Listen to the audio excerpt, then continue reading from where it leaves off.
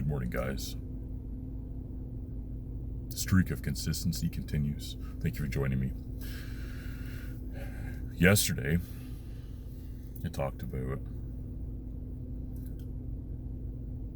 how to grow when there's no opportunities by leaving everything better than you found it.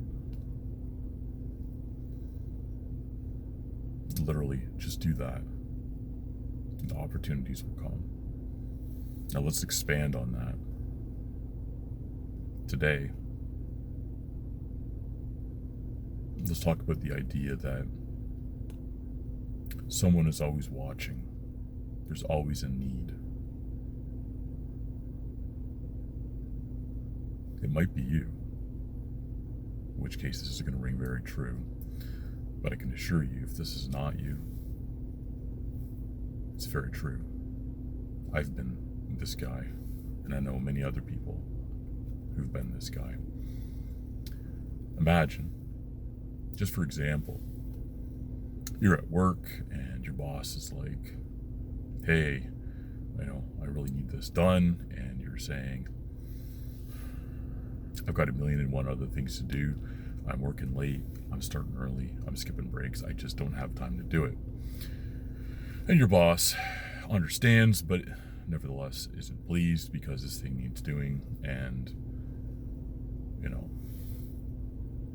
boom, this person says, hey, my kid was wondering if there's some sort of volunteer hours we can give them, or placement, school placement, or summer job, any of that kind of stuff. And boom, right away, this person whose boss has been riding them about getting this thing done thinks, well, geez, if I had somebody to unload my more menial tasks on, I could do that thing. Could be the other way around too, but generally speaking, this would be the way it would go. Right? The subconscious mind has been primed because the boss has been giving this person a hard time. This could be anything. Right? It's just an example. So, say you're looking to hire somebody and you've been having a hard time, and you think, the best thing to do here would just be to hire somebody, maybe just like a blank slate. Hire somebody that has very little experience and is younger than maybe you normally would, but you find someone who has like a really good attitude, right? And I mean, you've probably experienced this. If somebody has a great attitude, you can forgive them basically anything, right? It's just a pleasure to work with because, they screw up and they acknowledge it, and they, express remorse, like they're genuinely sorry. And that causes that feedback loop in their own mind. You don't have to, punish them, right? They've punished themselves because they genuinely care, because they're a good person, they have a good attitude.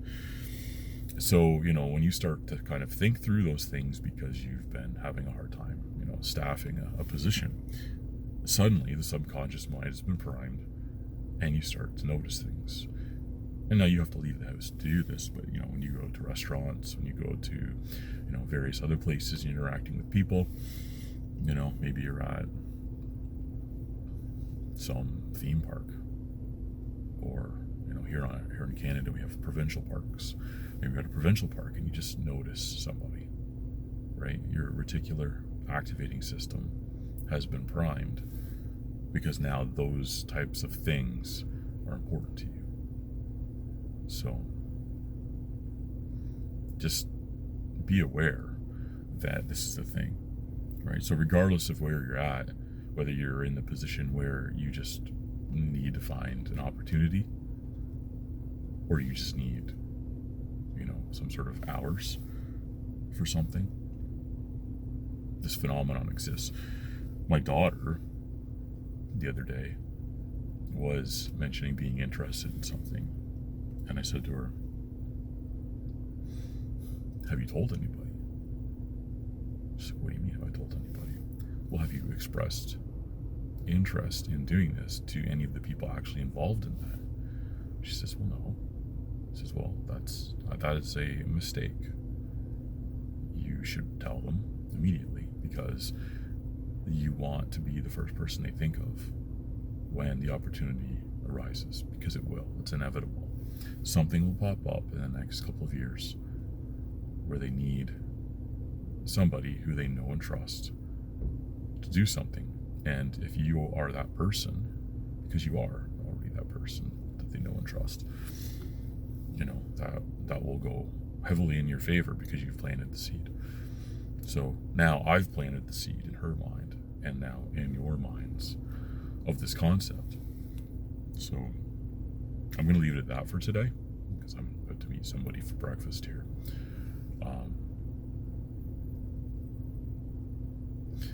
Try to think of ways to leverage your subconscious mind, your reticular activating system, as well as other people's needs, because ultimately the best businesses, the best jobs and careers are based on service.